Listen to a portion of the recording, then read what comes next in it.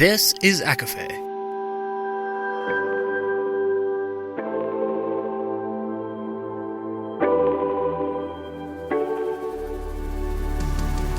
Laura Marie and Jessica Marie proudly present A Court of Fandoms and Exploration, a podcast. Fair warning, everything the hosts say is explicit, full of spoilers and adult content and shall not be used against them. They have opinions. Let's try not to drag anyone for expressing themselves and just have fun for an hour. We all deserve it. This episode contains spoilers from The Cruel Prince, Queen of Nothing, and The Priory of the Orange Tree, with brief mentions of ACOMAF, Crescent City, and the Black Witch Chronicles. For a full list of brief spoiler-free mentions, please check out our show notes.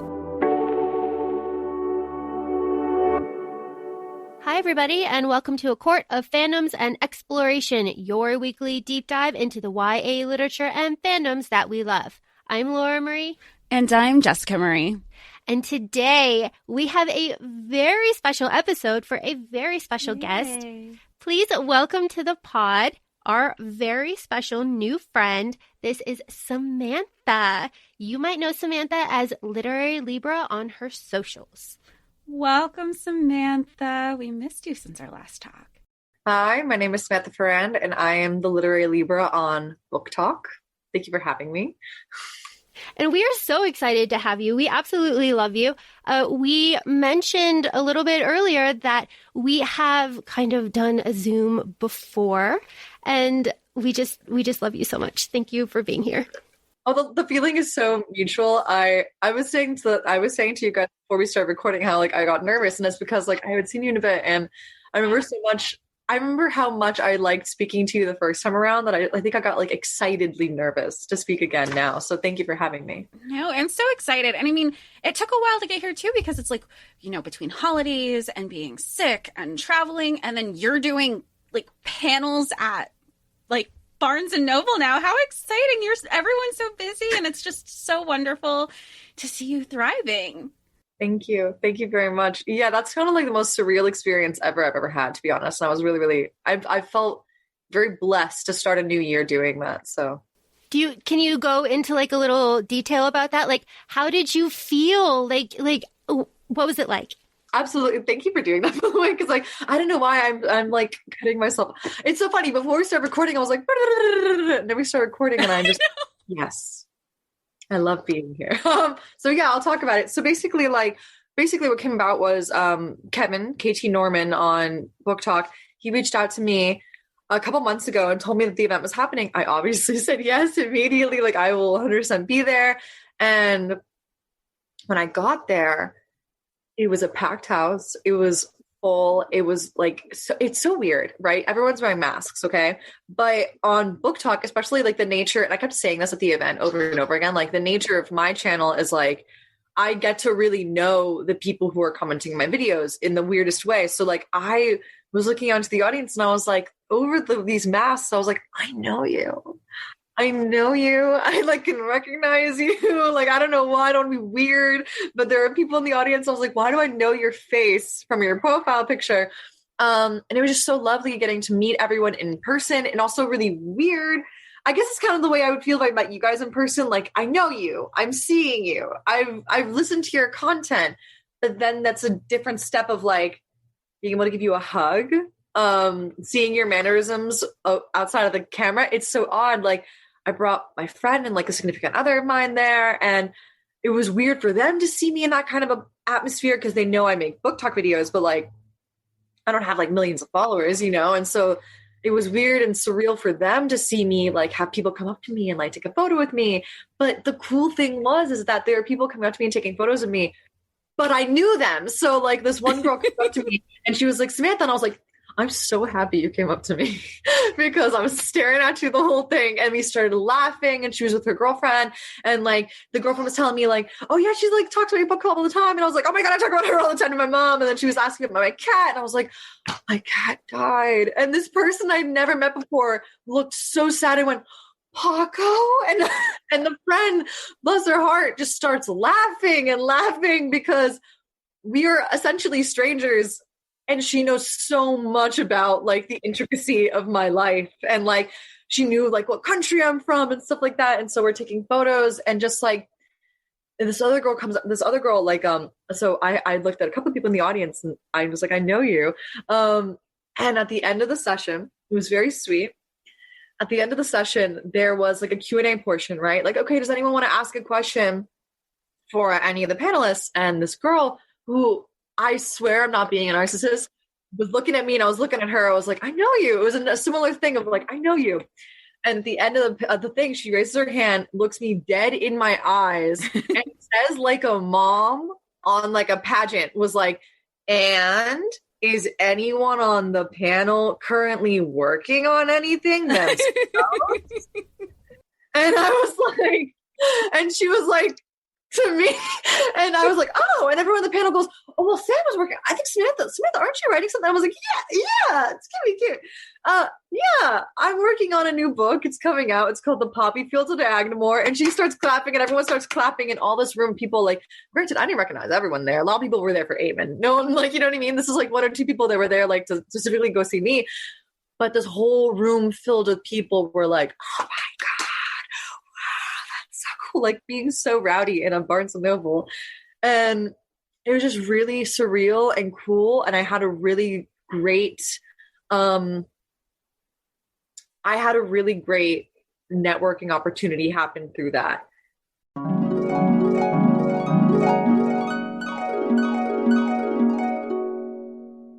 Our editor, Sam, just did some magic, and our wonderful guest, Samantha, just shared something very special that we will never talk about ever publicly because, you know, all of that. But Samantha, you were talking about feelings that you were having while you were on the book talk panel, and about how sometimes it is difficult for you to talk about successes and to express successes, and that is a feeling that you struggle with, and I'm sure a lot of people struggle with that.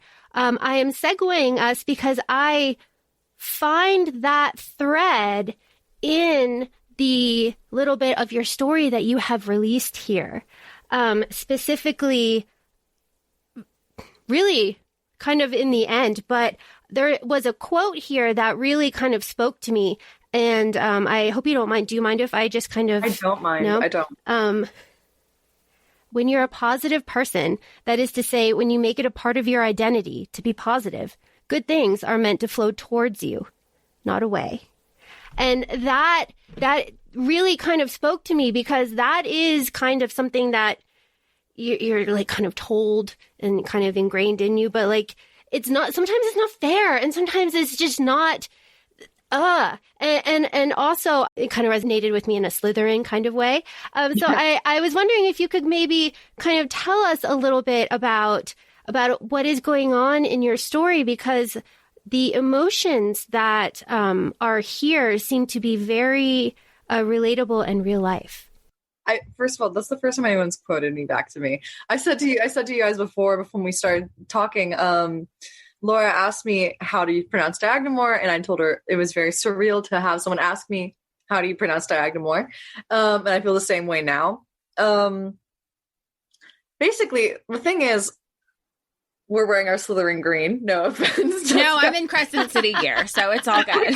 Perfect. So we're all in the vibes. So I think this is actually a perfect time to talk about this. So basically, to understand me a little bit better, and just like to be a little honest and be a little vulnerable in this, I'm a person, especially when I was in college and I was in high school, who, and this is all going to relate to the book, and this is what the book really is for me, is like, so when I was in college, I did not sleep. I was so many positions in my cinematic fraternity. I had a boyfriend. I had a best friend. I would constantly go visit my grandfather because he had cancer. And so every weekend I would go see him, like we would make pancakes together. And throughout the week, I was making a web series. I was making my short film. I was applying to grad school. I was going to the gym every single day. I was eating healthy. I was doing this. I was in the best shape of my life. And I look at these pictures, and I was voted at the end of the year as like my school did this thing where like the faculty would come together and they would vote on who they thought was the most promising senior. And I transferred to my school in my two last years in college. And this is just to give you a perspective of like how much I did not sleep. I was voted most promising senior, and they barely knew me. like in comparison to all these other people, to the point where in my graduation, my teachers were like, oh yeah, who'd you have for freshman year? I'm like, I wasn't here for that. And so that's just to like describe to you how balls to the walls I was. And then I left and I went to LA and I got scratch. Like I started from scratch. I found out all these horrible things from like my ex and like the people I'd considered friends. And so I didn't have that anymore. My grandfather passed. I was living in a new city for the first time in my entire life. And like, I'm a very big family girl. So that was weird. And I just like, everything felt not harder, but different. And like the things that I liked about cinema, I was now in a place that people kept trying to like change that of me. Like, I'm very like, I really like Michel Gondry and like, you know, like Baz Luhrmann. And my professors were like, well, we're Star Wars and we're, you know, Indiana Jones. Like and so it just was very weird for me. And so I started to feel like I was losing myself in the weirdest way. Well, also I love critique because I come from theater. And so I never viewed these criticism as like, as someone trying to put me down. I really viewed it as someone trying to make me better. So I kept saying yes and kept saying yes. And I was going to these writers groups and writers workshops every single month where I generate like 30-page scripts every single month. And I would take all this critique on my scripts. And sometimes they would be like, I love this. This is amazing. And sometimes it'd be like, oh, maybe back to the drawing board on this. And I loved it and I loved it and I loved it. But why was I so unhappy? And I started watching my own movies again in grad school. And I was like, I hate these. So it's so funny. Like my girlfriends will talk to me and they'll be like, hey, Sam, I haven't seen anything you've made before your thesis. My thesis I love, which I'll get into. And I realized, and it's so weird for me to talk about, it's because no one talks about the second puberty of being in your 20s and restarting your life and what that looks like. And it brought me back to this time. And this ties back into my book. And it also, and I'm a very introspective person. And it's very hard for me to talk about my accolades. It's even harder for me to talk about my weaknesses. So pride is my folly, as is the Slytherin gang. So I would just really like be introspective and think about my past and think like, okay, when was another time I felt like this? And so I went back into my high school years, and in high school, I was an A+. Well, no, I was a B+ student. I was a B+ student, but I was in AP classes. So I was like the average of the above average. And that killed me because I was like, why? I know I am better. I know I can be better because I'm in these places. But why am I average? Why am I getting C's and B's and I'm bad at testing and I'm failing math? Like, why is this happening? And then I'm 17 and someone very close to my family died and he was 21. And it was right around the time that the SATs were going to happen. And one day to the next, I just stopped caring. And so I went through these phases in my life in which like overachiever, but I'm just not cutting it, to, well, what's the point of even trying?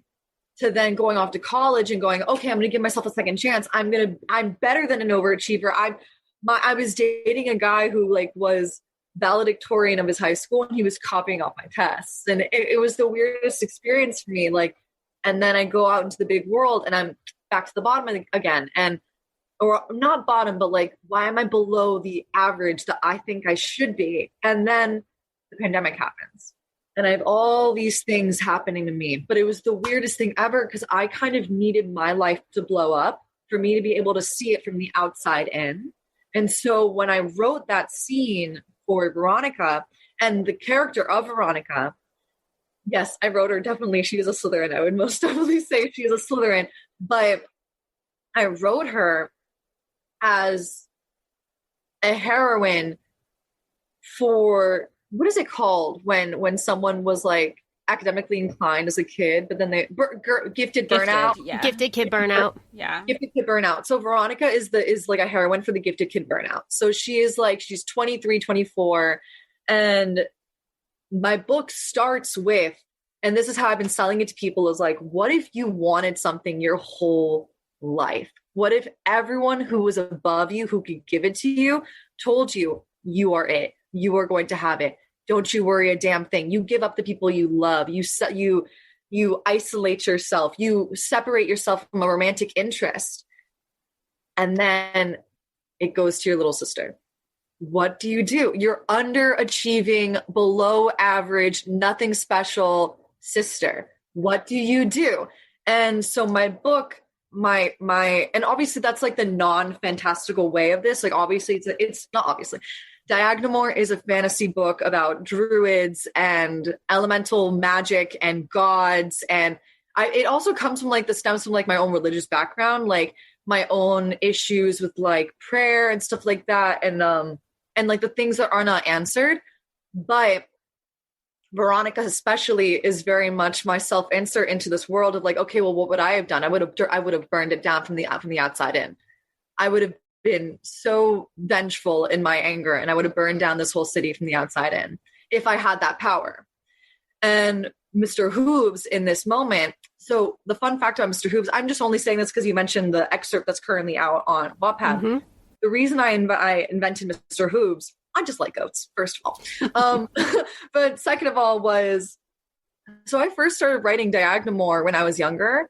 Like when I was 13 or so, I like started this writing group in 6th grade, which was essentially just like, I didn't have a lot of friends. And so I just wanted a place to write. And my teacher would see that I'd be done my tests early. And so I would just like sit there and write in a journal. And so she was like, well, why don't you like come to my classroom earlier on in the day and you could just write. And so we started a writing club, which is essentially like me in her office every hour, like an hour early before school every day. And I started writing what would become Diagonamore. And it first was about this 13-year-old girl who was super lonely, the chosen one trope, all of that. But that was just very like below average. Like she wasn't special. There was nothing special about this girl. And I put it away. I put away the book because I was just getting heinously bullied for it when I was like in middle school, like lifetime level bullied. It was a whole thing. And I put it away and I deleted it in high school. I deleted 256 pages of this book in high school because I was just like, it's garbage, it's crap, I don't want to see this. And so then I'm 24, the pandemic is happening, and I'm home and I'm in my childhood bedroom for the first time in God knows how many years. I'm going through all my journals and I'm like DMing with a friend of mine and we're talking about like fantasy lore. And I was like, if I could have one thing in this life, like I know I could never have it, but if I could have one thing, I would love to find the first chapter of this book. It didn't even have a title at the time. It just was like, whatever. None of the, like the only character whose name remains is Veronica's, which is funny. But I found the journal from when I was 12 years old in 6th grade, like literally dated of the first 3 chapters of this book. And I started from there. One day I sat down. And so basically Mr. Hooves was originally supposed to be the imaginary friend of Rebecca Rose, Veronica's little sister. But then when I was rewriting the book, I realized 2 things. One, the more interesting character is Veronica. She is not a villain. She is the victim. And I think sometimes we think that adults can handle emotions and can handle things on their own. But how nice would it be if there was just like this like imaginary figure who was on their shoulder, just like, hey, I got you, I'm with you. So I was like, well, why doesn't an adult have an imaginary friend in this? It's amazing. I'm speechless. I know, I'm like trying to like think and process because there's so much to pull, you know? And even when reading the chapter that's out on Wattpad, the first thing I said to Laura was, it's going to make you think. Like you're already, which is like, no shame to like people. There's sometimes you want like a palate cleanser, some fluff. Like you need that break because some books are just so heavy, or maybe we just take that they're heavy because, you have these lived experiences because what you were writing at 13 and you're still taking this concept with additional lived experiences you've had in the last 10 years, there's a shift. And it's just like when you go back and you do a reread of something, you're like, or a rewatch of something. The first time it's all great. The second time you're like, things have changed in the last couple of years where it hits different. Yeah. Twilight being a big one. Yeah. So you have mentioned obviously that you found this journal, and that you have like a date, like a timestamp for it. Like that is absolutely fantastic. If I pivot here, I will admit freely and openly to your face, that I have gone through your TikTok. I was a big fan of yours before Jessica was on TikTok, before like any of this pod situation was like even like a pipe dream. We were watching you. So fangirl moment. But your first TikTok on your Literary Libra account is about Throne of Glass, which is a situation where, you know, very teenage, you know, started out, and then obviously, you know, Sarah is where she is.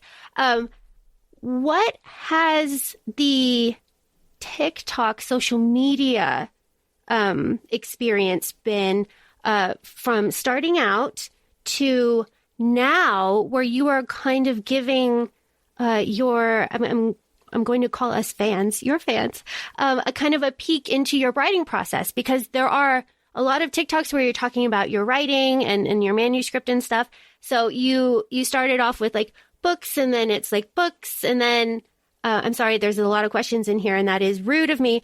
I also just want to point out your pivot from like fantasy to like academic, right? Like dark academia, when everybody else went to smut. So these are all the things.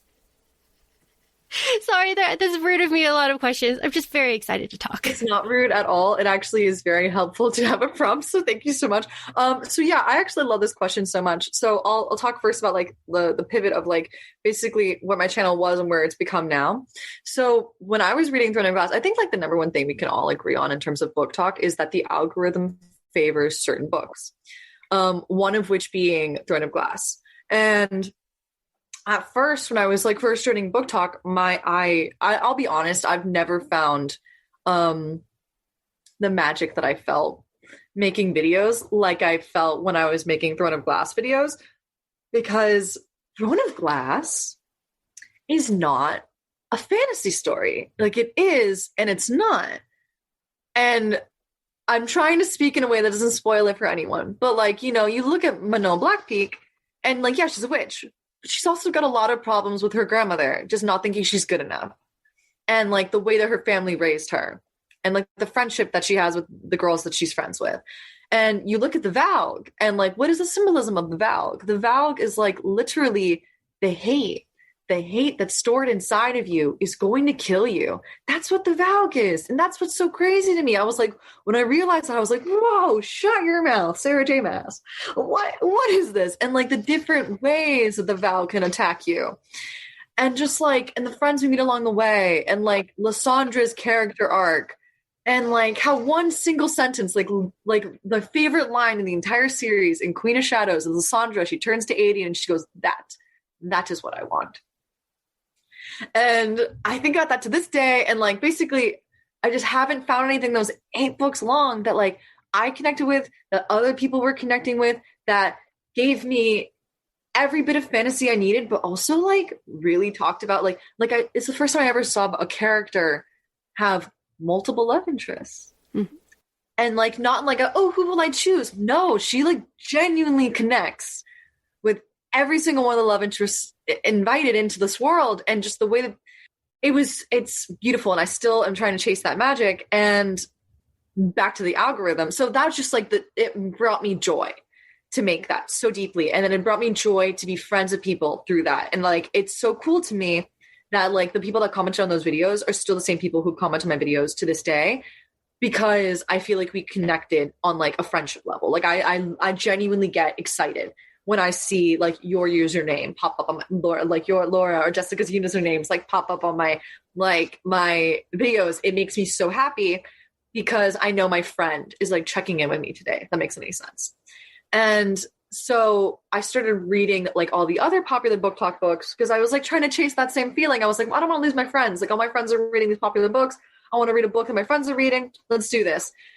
But then the views went down because like not everyone's reading that book, or everyone's like on their own wavelength of what to read. And I was like, well, this book isn't really bringing me that much joy, if I can be honest. And like, I do like smut a lot, but I was raised super Catholic, and like not super Catholic, but like Latina Catholic, you know, where so like it's a different kind of conservative. And so like I need to be wooed. I need 4 books to meet the love interest, for me to want them. I'm just like that. So like whenever when a book talk was going to spice, and I went and pivoted to Cruel Prince, which doesn't have a lot of spice.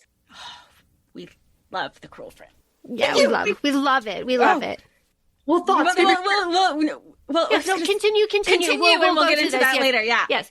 Okay, but please bookmark. Because I just want to get into it. So like I read The Cruel Prince, and I saw so many people dislike The Cruel Prince, and I was just like, but I loved it. I loved the yearning. It's the same thing with Six of Crows. I loved the yearning. Like that's what I like. And then I started connecting with Jude Duarte, and I connected with Kaz Brecker, and I was like, oh my God, these are people like me who like have a lot under the surface, who like feel like they're not good enough, who feel like there's potential unlocked. There's potential that needs to be tapped into.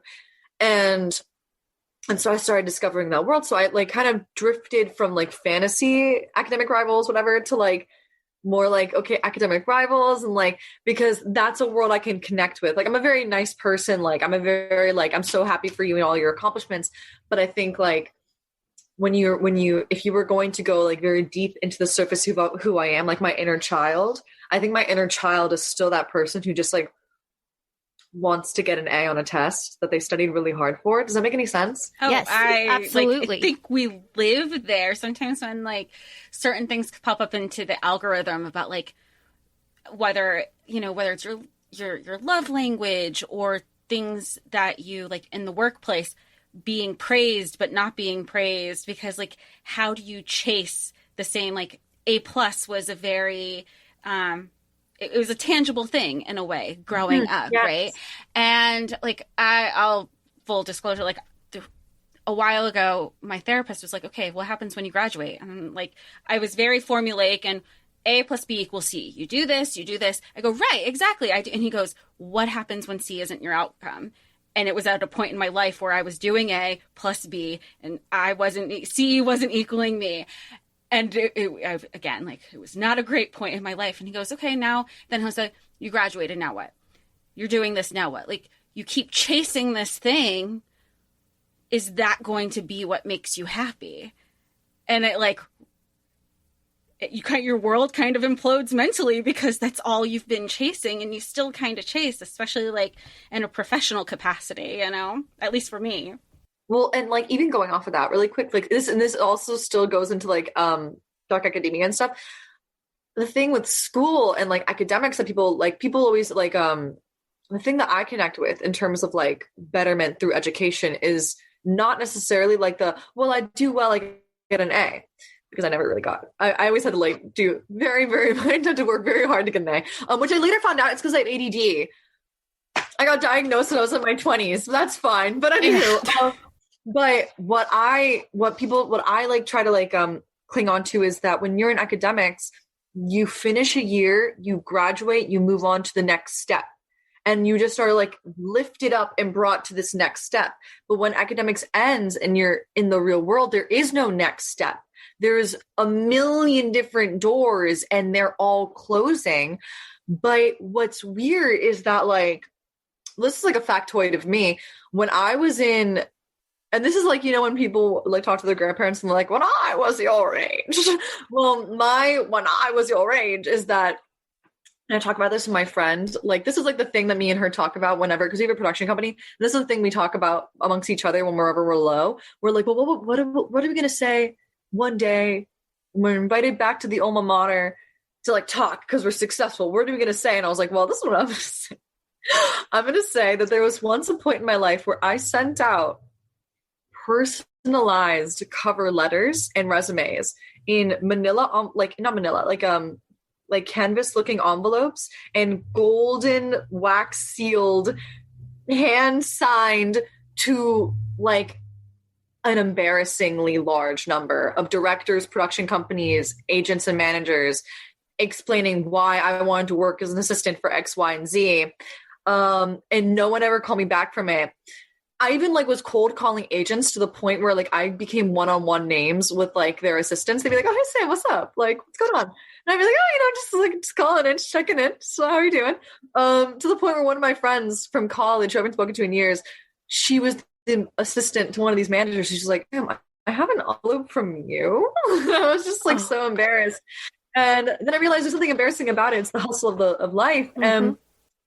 And what's funny, and I didn't recognize it then, and I can recognize it now. And I think that's why I like reading about like these more darker toned characters who just want, is that I didn't realize it then. And you know how there's like a thing where it's like when one door closes, another door opens? Well, I was stuck in the mentality of like, well, 90 doors have closed. Where is my opening? Well, guess what? 2 years later, I went to a Barnes & Noble book talk event and there was my opening. Mm-hmm. And it's because I had to do a giant pivot. It's that whole, and it's frustrating too, because then you have things where it's like, well, everything happens for a reason. And we're so used to also like instantaneous gratification. You'll be like, well, what's the reason? You know, like if you knew up front, like, you know, if it's going to take a couple years, fine. But like, can I at least know the end result? But then when you're in that end result for whatever you're going through, then when you backtrack those 2 years, you're like, holy shit, you connect things. You're like, and if this didn't happen, and if this didn't happen, like we would not be here. So it's frustrating in that limbo space when you're just like, but why? If I may, this is a perfect segue actually, if I may pivot and go back to like Diagonal really quick, because Diagonal basically, so this is the thing that I think, well, when you said, Jessica, I keep looking at you, but I realize I have to like. No, all of our screens are different. Yeah, don't worry. But Jessica, when you said earlier, like, oh, this is gonna make you think, that was really kind to me, because I think the thing with Diagonal that I could say to readers before they're going to read it is that this isn't necessarily your typical. I had a very hard time categorizing this as like a fantasy book, because a part of me really wanted to put it in the Gothic literature like section, because it's very atmospheric in the sense of like it's multiple POV, multiple different characters. And the one thing they all have in common is Diagonal and what is going on at the current stasis at the beginning of this book. And so essentially at the beginning of this book, you meet this village of people called the village of Diagonal that has never seen the outside world. In fact, there is no outside world. They are surrounded by acres and acres and acres and acres and acres of mountains and tree line. And as far as the eye can see, there is nothing except for them. And this is how they live their life. And this is what they believe their life to be. And they have lived in harmony there. That's why I pulled a lot from Druids, because it's very like nature-based magic, where it's like they live near this gorgeous poppy field that never dies, no matter the weather. They have everything they could have ever needed. They live in like an Eden, essentially. They've never had to go outside of Diagonal, because why would they? Why would they? If they needed game, there's plenty of game to hunt. It's very much they're living in a paradise. But when you enter this world, people are getting sick. There is no cure for their sickness. They cannot know where it's tracing from. They can't tell if it's airborne. They can't tell if it's like physical contact. You meet the healer Seamus, who is probably one of my favorite characters to write, who he is like racking his mind trying to figure out like how am I supposed to save my people? That's my only job. You meet Proctor, who is a school teacher, who is trying to like keep everything flowing and keep the normal day-to-day for children whose parents are dying and they can't tell them why. You meet Mary, who is Seamus's sister, who once was like, she is such a badass. She was like the head of the village guard. She was the best hunter in the game. She comes from a very long line of healers, but that was not what she was inclined for. She's not good in mathematics, but she's good at in like science, but she's good at being strong and brave and just being very clipped with her words. But the love of her life died, and her brother was the doctor, and she can't look him in the eyes. And so what is the point of life? And she gets a drinking problem. And so what's the point?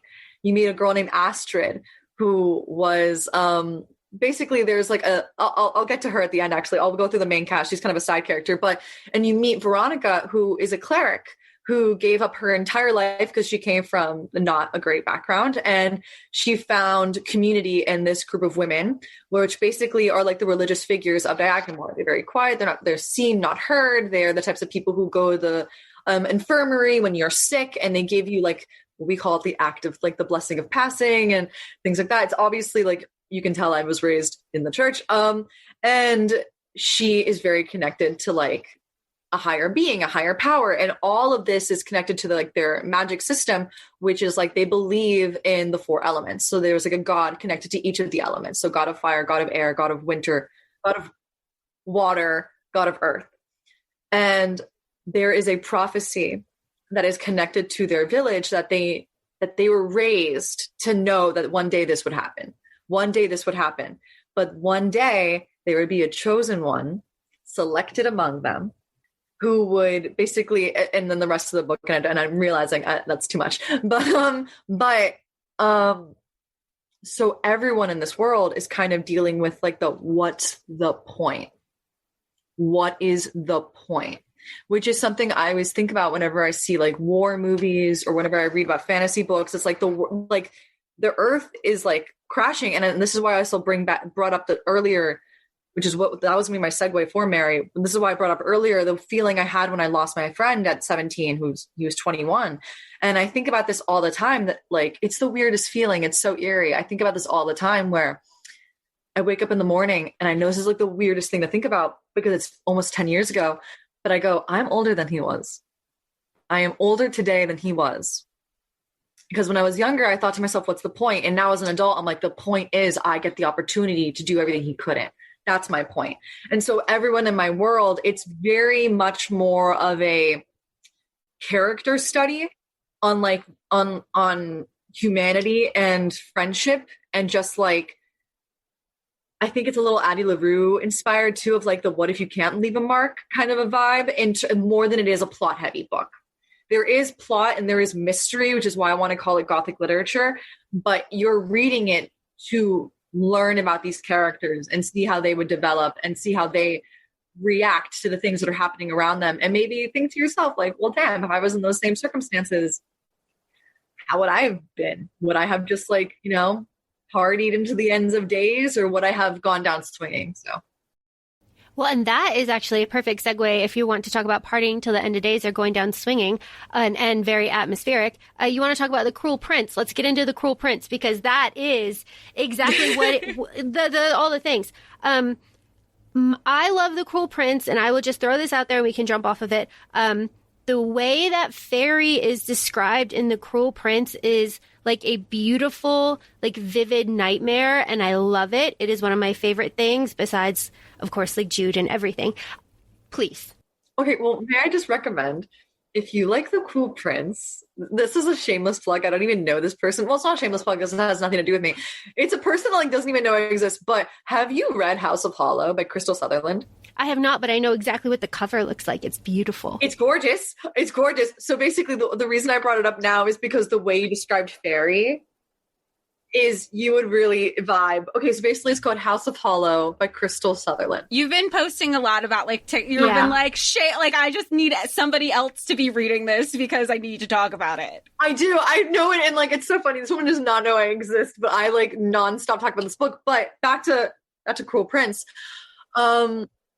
I loved the political intrigue of this book, man. That's what pulls you in. Everybody talks about enemies to lovers, and I feel like that's just such a secondary plot. Like, that's not what the book, that's not what it is. That's not what the book is about.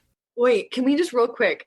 I want to ask your opinion. What do you think? Okay, so I've never seen such a multi-layered, like complex. I've never seen such a complex character than Maddox, the father, who like he essentially it's the first chapter. If it's the first chapter, No.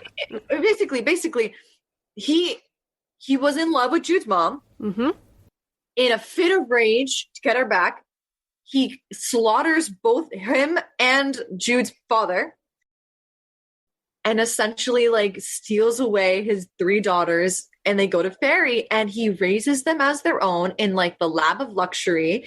He takes them to all these events. He like teaches her how to sword fight. That's his daughter. That is his daughter. And then as the story progresses, it's insanity. I want to deep dive with Holly Black as to how she wrote that character so much, because I've never seen such a complex father. I don't know. Well, and then like we flash forward to the beginning part of Queen of Nothing, and Jude, quote unquote, betrays him. And it's like, but I am my father's daughter. Like, even though it's not like biological, like, even though it's not biological, like, she is very much the person that he raised. Mm-hmm. Literally, my least favorite comment anyone could ever make ever is like, this isn't how I raised you. This is exactly, I'm looking at Laura right now. This is exactly how you raised me. Mm-hmm. Like, and you don't like it, and it's your fault. Yeah. It's just so wild because he raised her to be strong. He raised her to what was it? Well, I don't remember the monologue she says, but he raised her how to survive in fairy, and then when she was strong, he wanted her to all of a sudden be submissive and weak. Mm-hmm. Well, and that's when she recognized, when I think it's in the second book. Why can't I think of the title right now? The Wicked King, when she has a meeting with him because she's the consort essentially. She, well, not the consort. What's her official position before? Oh, she's the hand. Yeah, she's not a steward, but she's the sessional. Sentinel. Yes. Sentinel, yes. Where she has a meeting with Maddox in his office, and she's already living with Carden at this point. She sees her piece on his strategic, chessboard of, politics, and she's like, holy shit, I'm a key player to, yes. This, she, in a way, as much as she had to separate herself from him, it was also that moment of, he sees value in me. So it's that weird dynamic of I don't want this praise, but I'm still being seen, and what a sense of pride that he considers me a contender. Yeah. Oh, and also one of my favorite things about him is he does not pull his punches when he is fighting Jude. He stabs her, he goes for the kill, and part of the internal monologue that he has there is he's like a soldier. He doesn't know how to pull punches here. That is his instinct. And it was just really interesting. You bring up such fantastic point because nobody talks about him, right? It's all Jude and Carden and their whole situation. But the politics and story there is something that really isn't talked about. Jess, you and I have privately talked about a book series that we think that Samantha would enjoy, because it is dark academia and it has dragons. Not Priory. No. Although we think you'd love Priory if you haven't. I know, it's just read so big and I'm scared. It is intimidating. Laura told me pace yourself and don't, and I didn't pace myself, and I was like, I'm never doing that again. Are you talking about the Infernal Devices? No, I'm talking about the Black Witch. Oh yes, dragons and witches and fantasy and it's politics. There's huge politics. It's one of those things where it's completely relatable to our society today, that if you don't feel... By Lori Forrest? Yes. Okay. Continue. Okay. If you're not ready to rise up, you're not ready to fight for the cause, and it's absolutely what happens every day, that you see directions certain countries may have gone in the past, are there currently, and right now there's the fourth book, the fifth official book is coming out. There's 3 books and a novella. Yeah. The 5th book comes out in March, but you can't put it down. But the times that you are putting it down, it's because you're thinking, you're this is heavy context that I wasn't expecting from a YA book, and it's YA with I don't want to say adult themes, because it's life themes.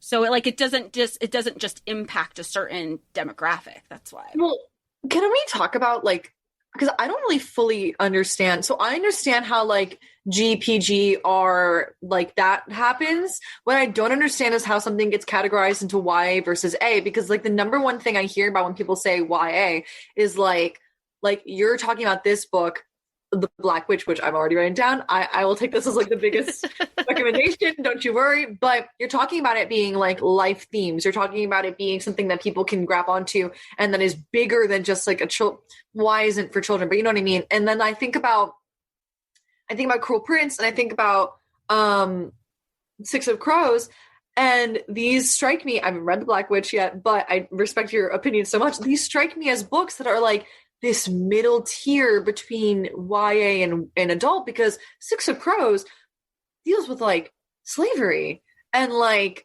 identity theft, and like what happens if someone steals everything you own, and then like betraying your own family, but like in an almost innocent manner, and like being drug addiction, the Nazis, and like Grisha, like, and it's just so much going on all at once. And then like also like your family pride and like living up to like your father's legacy. Like once that person's gone, what are you going to do? Like I'm trying to like not give, but anyways, all these things are happening, and yet it's a YA. Mm-hmm. Cassie Clare, Shadowhunters. She does a really good job of taking, and this is like kind of what I think of with YA, is taking a really horrific subject and taking away all of the things that like, I'm going to say like glorify it or make it like fetish, any of that, take away any of that and kind of just not even bare bones it, but just like a fact, you know, like, and then this happened and this happened, and then kind of put it into the story and like move on instead of making it this huge thing. I think that is something that is really beautiful in YA, and that it allows a younger audience to explore kind of these things. But going back to what you're saying, is it just the ages of the characters? That's what I thought at first, because like when I was writing Diagonal More, I started looking at my own like world, and I thought to myself, I was like, well, just, you know, I hate to, well, I feel like if you know me as a book talker, then I think you can kind of assume Diagonal More isn't that spicy. It's not going to be spicy. Like there's like, I'm a Kinesh shipper, you know, like I like the longing look. And so when I looked at my book, I was like, is this technically like, could you consider this YA? I mean, all my characters are in their 20s, and like only one of them is a teenager, and it does cover like they're like, it is very like everyone comes from backgrounds that like are not happy, I'd say. But I thought to myself, I was like, would this technically be YA if that's the case? Because I just don't fully comprehend, because like I still see sexy scenes in what Empire of Stones. You know, the beach is. Well, ACOMAF was in YA. You still find it in, depending on like what Barnes and Noble is like you find them in YA, and it was only until like Silver Flames came out that's when I slowly started seeing. Prior to Silver Flames, like leading up until release date, that's when I saw the shift from we're just gonna move these over here into regular fantasy. Mm-hmm. Oh, Crescent City is already an adult. It's like right there. Yeah. Boom. Yeah. Even though, and like I would say like it like borders on conversations of, but there's only like one scene in Crescent City. And it's not even nobody is really satisfied there. I mean, Bryce a little.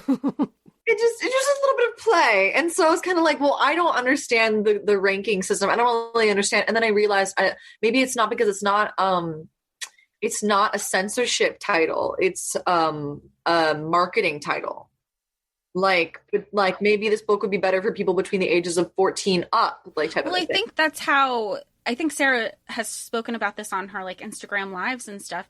That's how it was easier for her to get the publisher to pick up the book, because they said like she needed to market it as a YA for them to kind of take it, because Bloom for Throne of Glass and for ACOTAR. Like I think because Bloomsbury is it's under, I know they share a publishing house with Macmillan, but Bloomsbury is like a smaller imprint from one of and the imprint itself is like a YA focus. Oh, okay, cool. I did not know that. Yeah, I didn't either. That's really interesting. I only learned about the Macmillan publishing house off like somebody from Bloomsbury was doing a TikTok live the other day. And I was like, I don't have a meeting right now. I'll just listen to this while I work. So I have a question, since we're going off of we were talking about the Cruel Prince and things that we love. And Jess and I really love the Black Witch Chronicles that we have recommended to you.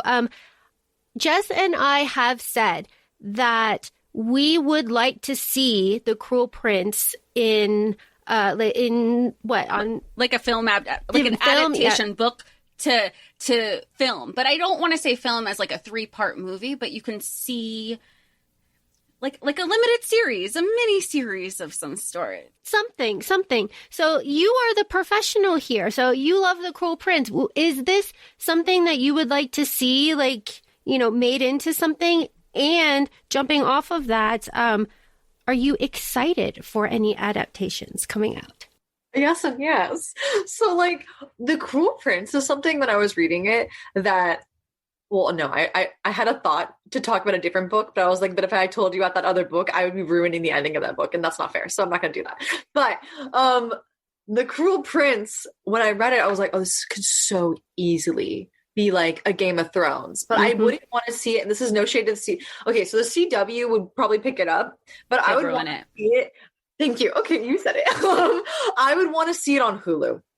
I would want to see it streaming on Hulu because the Hulu did the great, and they have the budget right now, and they're the ones that are going to do ACOTAR. Mm-hmm. So Hulu is currently the owners of ACOTAR, which I'm excited for ACOTAR because they brought in. So you know that Sarah is the co-creator of the show, but they brought in the showrunner from Outlander. I did. Yeah, I knew that. That's awesome. Exactly. And I was like, okay, so this is someone I can trust. Like, this is someone I know is going to do like a long-term television series and like knows their audience. Because I feel like Outlander is going to get absorbed. The Outlander audience is going to get absorbed in the Outlander audience. But so I'd love to see it on Hulu. I feel like they have the money for it. I wouldn't want to see it on Netflix personally. But I do think it would be a great TV show. But okay, so this is why I think it'd be a better TV show. I think it would leave people wanting too much for a movie, and I don't think people would have like the desire to wait a year for the new installment in terms of that. And I would love to see them develop the other characters more into like I want to see Maddox's room and see like more of that going on. I would love to see I would love to really see although I don't really like her very much. What are the sisters' name? Taryn and Vivian. And Vivi. Taryn. I want to see Taryn and Vivi. I want to see Vivi's life in the human world because I felt like in the book it was such a good, like, whenever people came back into the plot, because it's very in Jude's perspective, whenever people came back into the plot, it didn't feel like they were just like on layaway. It felt like they had stuff going on and came back and were like interesting. So I feel like we were in a good place of like opening up this world, and I feel like there was enough to pull from that I would be interesting to see like a 30-minute to a 45-minute episode on. But what do you think? Ooh. I don't know. Jess, you go. I was thinking if they can make like Shadow and Bone, they could Netflix can easily do The Cruel Prince. I forgot about Shadow and Bone. Yes. But like if they can do Shadow and Bone and not necessarily like what was the Winx one? I didn't get to it, but like that was based off of a book too. That's based off an anime show. Oh, okay. So I feel like The Cruel Prince is going to be something that sucks people, like not necessarily a reader, but a general public. People will get sucked in if they make it binge-worthy, which Hulu has that capacity, but they've learned, you know, just like with The Handmaid's Tale, the first 2 seasons, they made it available all at once. And then they got smart with it and they started doing it episodically. So I feel like The Cruel Prince could benefit from the binge-worthy content with that Netflix can provide. Because that's just like, that's their system, structure, however you want to call it. I don't think, because in like that for me, like when I think of Outlander, I can't keep up every week. I wait till it drops on Netflix and then I can just binge it because there's a lot you can do with it. And at the same time, to what you said on the background characters or like the side characters, we don't know a lot. We only know what we know. So even if from like a script standpoint, you can write different parts of the characters and it won't feel like it takes away because we don't know anything. 1,000%. And I'm so happy you brought up Shadow and Bone, and I'm so happy you brought up Netflix and also the binge thing, because I don't know if you guys felt this way, because I felt this way when I read Cruel Prince. Because I'm not typically a person who can read a book in a day. Like, I just can't do that. Like I myself, I wish I was. But Cruel Prince, I did. I read Cruel Prince in a weekend. And it's because, at least for me, I felt like that series was written on one big Word document. And she was like, okay, here we're going to cut. Mm-hmm. Because it flows. It flows perfectly. So you're right. It needs to be binged. It needs to be binged. It would be illegal. It would be a crime not to. I mean, I wouldn't move off the couch or my bed. I would just play and just watch it through. Just keep going. And it's also like from a book standpoint. I liked the first book. I liked the second book. Laura's read this a few times. And then because I needed something after I was like in a really bad ACOTAR hangover. And Laura goes, and then I tried to go back to romance because that's kind of my MO. And it just wasn't working for me. I was like, I need something more. And she goes, read the Cruel Prince series. I go, okay, You're a good I did friend. that. She's amazing. I all my favorite books are because of her. And I got to the Queen of Nothing. I was like, Jude is a badass. I was like in. Then we did a reread, and it's so much enjoyable when you if you ever reread books, because you're not in suspense. You know what's happening, and the whole time you're just you're cheering Jude on. Like, yeah, you're happy for Cardan, but then there's the novella of how the King of Alfheim learned to hate stories. So I won't spoil anything, but there's just, you learn more about Cardan, and it's the deeper topics that you don't realize. Everybody's focused on the romance. You don't realize, this poor boy needs a therapist so bad, and you understand. So it's hard to not like him, because it's, it's just like when people learn about the villain, or not necessarily the villain, but the morally gray character, when you see that it's so much deeper. How can you be mad at somebody or upset or frustrated? I have the softest part in my heart. I hate it. I hate this off me. I do. But I am putty. I am putty in the hands of surly, skinny, I hate everyone boys who just need a hug. I don't know if you've read like Cas Brecker, Is This For Me? And but he wouldn't take my hug, but and I wouldn't offer it. Yeah, I respect. But I don't know if you read All of Us Villains. No, not yet. I highly recommend. And there's a character in there that is Cas, but he would take my hug. He would take it. He needed it. He really does. And so I love Cardan. I don't know. It's just one of those things of and this is kind of a segue back to smut talk in general. I feel and viewers and viewership in general, I feel I can't blame the book talkers for always being the romance is great and Cruel Prince, oh my God, it's 10 out of 10 enemies lovers, because it is. If you've read it, you do love it, but it is fade to black. It is all these things. That's not what the book is about. It's a cute little cherry on top of a great sundae. But I understand why people would sell it like that, because if you love the series and you really want people to watch it, unfortunately, people typically on TikTok will only really stick around your book if there's spice, or if there's enemies to lovers, or if it's this and that, which is great to know from a sales standpoint. It's okay, these are the things that people like, But don't tell me something spicy, or don't tell me something that is, enemies to lovers. When you're making it sound like that's the plot, which again, if I want an enemies to lovers, I'll read an enemies to lovers. But don't define the plot as one thing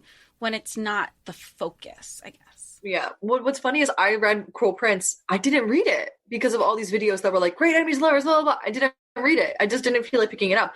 What's me is there was one book talker whose username is escaping me, but she was stop saying that the Cruel Prince is enemies to lovers. It is about political intrigue. And that's what sold me. I was damn, I'm in. I'll read it. I know I don't know who it is, but I know which one. I know exactly what you're talking about. Which TikTok it is. Yeah, yeah. It's also such a cool experience to share. I don't know. Book talk is amazing, man. It's just wild, but yeah.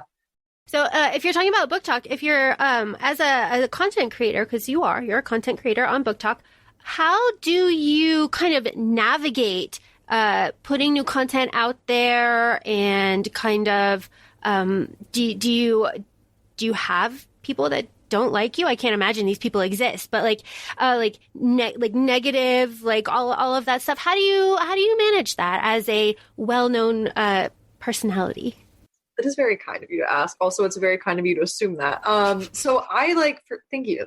So basically, this was actually a question on the panel that someone asked, and I didn't feel comfortable answering. I was the only one on the panel that didn't answer, and I kind of just didn't care, like how that might have been perceived. Like if people were like, "Oh, I guess she doesn't get hate," or anything like that, because I've only ever received hate maybe twice, and one was when I first started out. This girl just like. I felt bad. I like genuinely felt bad for this person because she was clearly younger than me, and she spent are you Taylor Swift fans? Yes. Okay, so you know that sign of like you need to calm down, where she's like, look at that sign, must have taken all night, like that line. She went up and down my page and commented on every single one of my videos, like every single one of them. There was like over 40 videos. This is back when I was doing Throne of Glass, and just commented a nasty thing on every single one. But what was funny is that it was directly relating to something I had said in the video. So she had watched my video in its completion and then said something nasty. And then someone said like, "You're my favorite book talker." And I made a video like saying, "Thank you." And she went, "No, you're not." And I was like, I went and checked out this girl's page, and I was like, damn, like that was wild. And then it affected me. And then I went, wait, this person just put so much of their time into doing this. I'm going to ignore it. And then I stopped doing unboxing videos because, like, you know how people like will send books to people and stuff like that. I stopped doing that for a while because, like, I was in the middle of my I was in my PhD. That's wild. No, I was in the middle of my thesis film, and it was like a month after that had happened. So I was already feeling really weird about like the content I was putting out. I was like, I just feel like, I feel naked out of nowhere. I feel so naked for no reason. And so I hit this plateau in followership, like in terms of gaining followers, where I was at this like number, it's like very solid number. And the reason I bring this up isn't because like I wanted more, I wanted less or anything, is what I realized the comfort I took was that, Samantha, you're at this solid number. Everyone that comments on your videos are the same people who comment on all your videos. So like, these are your friends. And like people in my book club started messaging me. Like a couple people were messaging me like on DM being like, "Hey, where you been? Like, we're just checking in. Like, I worry about you. Like, you just haven't been posting in a while. Like, I just want to make sure everything's okay. Like, it's totally okay if you're not posting, but just like, just wanted you to know that like people care." And a couple people were doing that. I was like, "Oh my God, that's so nice." And so I started like opening up and I didn't tell them what happened, but I was like, I just took a little break and it really means a lot to me, blah, blah, blah. And I started getting close with like certain usernames that were like always on my videos. And I realized, I was like, well, F this. I'm just gonna, because someone messaged me and she was like, you could post anything you wanted and we'd still watch it. We just want to see what's up with your life. And so I was like, I'm just going to do that then. So I went back and I did the 6 of Crows read along, which was so much fun. And then like, I just started just reading whatever I wanted over the summer, and I was doing my lives again. And I was just so happy. And I realized I became very safe in this number, and I became very safe in like these views on my videos that like were never like, I was never getting viral views.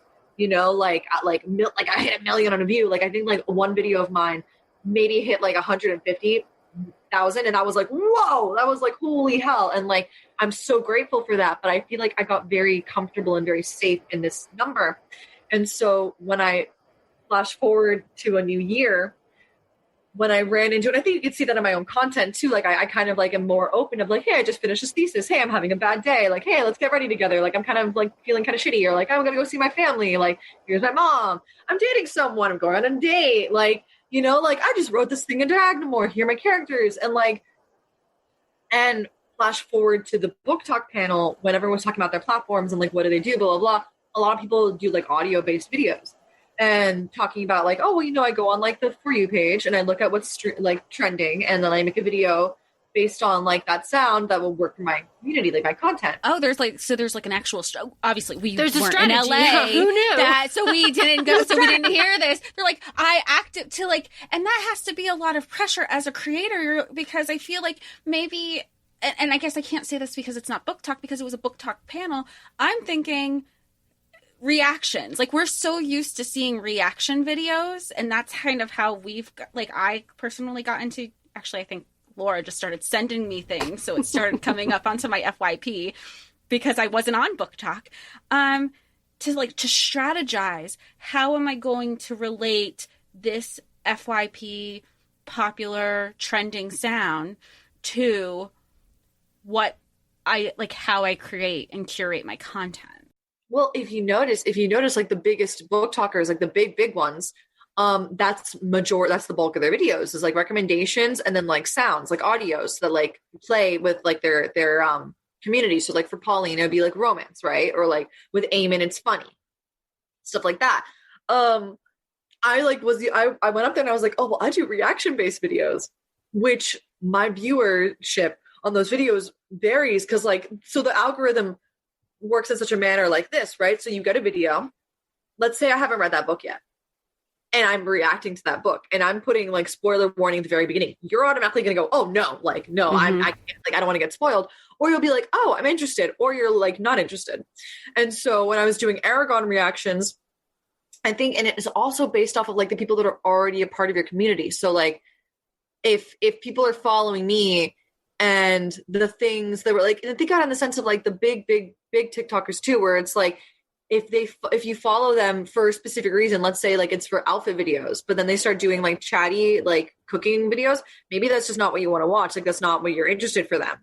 So those videos will just automatically get lower viewership because they go first to your audience and then to the greater TikTok pool. And so like, I had this weird thing where I would do reaction videos, but if you weren't really following that book, then maybe you're not going to watch that video. Or I had this thing where I was like starting to get nervous because I was like, damn, I don't want to like pick a series and then hate it, me, myself. And then it's like work and I don't want to read this. And then my reactions are going to suck, which happened with Aragon, where there was nothing wrong with Aragon. It's not for me. And which is so funny because it's dragons. It's dragons. Yeah.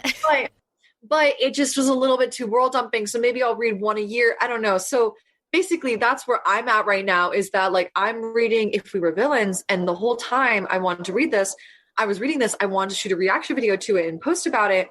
But when I did that for the Atlas 6, I got like maybe 300 views, 100 views on a video. And that like kind of killed me a little bit. So I was like, so no one wants to see this.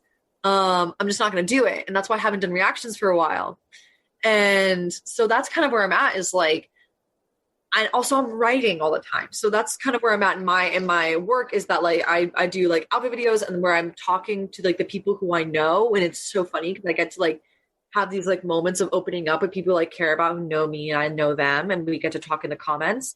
And then I will talk about like Diagna more. And then if I read a really amazing book, I will talk about it. But I miss reaction videos so deeply in making them. And I have been having this inner talk with myself, which I've talked about this with other book talkers, and I would love to talk about this with you, where it's like, well, does viewership matter? As long as you're making something that you like, does it matter? I feel like when you get caught up with the numbers part of it, and I'm speaking for myself, like I had one video that like went to over 1,000 the other day. I barely break like 100. So like when I break 100, I'm like, woo, it's a good day. And then there was a video that I posted on TikTok and it broke 1,000, and I was like, this shouldn't feel so reaffirming. Like nothing makes sense. And we actively, like Laura and ourselves, like we try not to look at our numbers for the podcast so often, or try not to, because we shouldn't. It's easier said than done, right? Especially when you create content. And then the logical, practical side of me, it's like when you are seeing these PR boxes and you're so happy for your friends because they should be getting those things. I don't think people are looking at, like, the companies are looking at viewership. They're looking at followers, because like there's always the people who, for the longest time, I hadn't read Throne of Glass. So anytime you were making content for Throne of Glass, I knew I had to like bookmark it and go back to it later because I did not want to be spoiled. So then you have a lot of people doing that. They're like, when you're done with the series, or if we have a friend who's also, she just finished Empire of Storms like last week. So she's like, you know, and then I'll send her, you know, we sent her a TikTok and she goes, I thought it was over. I thought I had moved past the sad feelings. Because you don't, as we know. And then I think it's like, you know, you have the waves, you know, you have people who are reading through it again and then they're looking back into content, and you have like, oh, do you follow Samantha on TikTok? She has all this great content. You might have to scroll back a little bit, but just, she did a whole reaction, you know, and it's that burst of energy when you're like, oh my gosh, somebody's, you know, somebody else is in the world that you love so much. Which is like, honestly, it's the coolest thing ever. I had someone once email me about The Cruel Prince. They were like, they straight up emailed me. They were like, I need someone to talk to you about this. And I was like, oh, hell yeah, what's up? And so we just like, I read this like long email with like bullet points of like all these different chapters. And then I responded to everyone and I was like, oh, what about this? What about that? What about this? And I just thought it was so cool. It was like, it's friendship. It's friendship in the most pure form. And it like, it's so funny because like, something happened earlier on in this conversation that I said this, and then I'll express this to you. Euphoria, where I was like, no one I know like watches Euphoria, where I have roommates and they're lovely and they're beautiful, but not a lot of my roommates read. And then the one roommate who does, she's kind of she's on the Winter Promise quartet right now, and I want to read it, but I haven't. So we're both looking at each other like, why aren't we each other's friends right now? Like, please. But yeah. Coming from, you have a writer, author background, and as a filmmaker, do you find yourself looking at the content that you're writing, like with Diagonamore? Is it also like, everybody's different, but are you also looking at as like a script and film capacity also? 100% yes. Because obviously when you're writing a script, it's a very different format and structure than if you're just, you know, word dumping all your thoughts first so you can get like the ones that you definitely want on paper kind of thing. Like, how is that process for you? Well, what's funny is that someone asked me once, they were like, well, what's easier is like writing a script or writing a book? And I said, writing a script, because once you know, like the structure of what a script should look like and like the act 1, act 2, act 3, it's formulaic. It's really formulaic. And like, my family finds me really annoying to go see movies with, because I love movies. I get really lost in the movie, but I'll be like, oh, it's the act 1 turning point. Like, okay. Ooh, we're in the midpoint. Ooh, so I'm just going to have all this lost. Like, but a book is taste, touch, it's every sense, except you have to write it, and you have to make sure it's pretty in the way that you write it, and you have to, but also like not gratuitous, and like you have to make sure you're keeping someone's attention with print on paper, not with a hot actor, and like action sequences, you know, like, and so when I was writing Diagonamore, I also have this on a vision board, which like I do vision board. It's the background on my computer. But I have this on a vision board where I do envision Diagonamore as like a mini series, like an HBO mini series, like a 6-part, 4-part TV like season, because I'm still on the fence of whether or not I think it's going to be a standalone.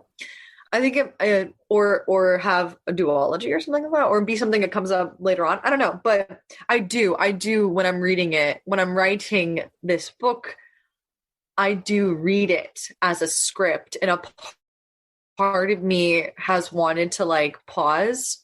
Maybe I'll do this the next round of edits. Actually, a part of me has wanted to pause and just for like the fun of it, just write it in script format. Like, what would each episode look like? So yes, I do. Because what you were saying, like you have with writing like a traditional book, it's all of the senses and it's words and everything that you want to put in words. For a script and for a visual, you don't need the words. It's just like walks into a room. It's just walks into a room, closes the door. Like it's just very actionable items as opposed to painting the actual picture. Have you ever read a script before? Have you ever looked at a script? Yeah. Okay. So, you know, when you're on a film set, like every single person, like this is like the number one thing my professors had to like break into me and like my, like, other colleagues, was when you're on a film set, the DP is going to come up to you, the assistant, the AD is going to come up to you, the production designer is going to come up to you and be like, no, but see, here it says, looks at her longingly. So where is the coverage for that? what are we doing for that? Like, and so you can't sit there and go, oh no, I just put that in there. It's like, no, it's in there. You have to, it's part of the script. You have to act it out. I mean, and it's like, it's different from like, I don't know if you've ever watched Supernatural, but like it was on for 15 years. And by the time the actors themselves had said by their 15th season, obviously before that, their scripts would just say, do something Dean would do here. Do something like they just like action had creative freedom with their characters. It was like, do something that your character would do. Like they was just say something. It was just so like, hey, here you go. Supernatural is a show I really want to watch. I just have such commitment issues. So like it's one that I feel like you can go in, like once you have the first and second season established, you can kind of go in and out of it. Because when you think about it, when you say 15 seasons, you're like, okay, the show's been around. But then when you translate seasons to years, it's a lot. It's a lot. And I haven't even finished the whole season. Like, I'm in denial that the show is completely terminated. It's done? I just, it's done. It's been done. But it's had a good run. It's got a good Right. Wow. Okay, I'll get into it, and then we can gab about it, because I really do want to watch this. So, I would like to circle back, because earlier in the conversation, Samantha, you were talking about your thesis and about how you like your thesis and how it was this like, it was a very important thing for you. Can you tell us a little bit about that? Like what was that?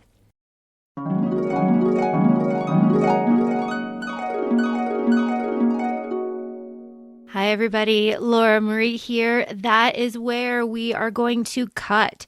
So make sure to check out part 2 of Samantha's episode. I believe that will be airing April 4th. Make sure to check out everybody's socials for that. We will have that when it comes out. So I'm going to try the end credits. Thank you so much for listening. Make sure you check out our socials on Instagram. It is ACOFAE Podcast. Jessica Marie's TikTok is ACOFAE Jessica, and mine, Laura Marie, is ACOFAE Laura on TikTok. Check us out there. And please, if you love this episode, if you like us at all, if you want, please leave us a 5-star review wherever podcast reviews are accepted. That would be totally rad. And a big thank you to our very special guest, Samantha. Thank you for joining us, for sharing everything that you shared. Absolutely wonderful.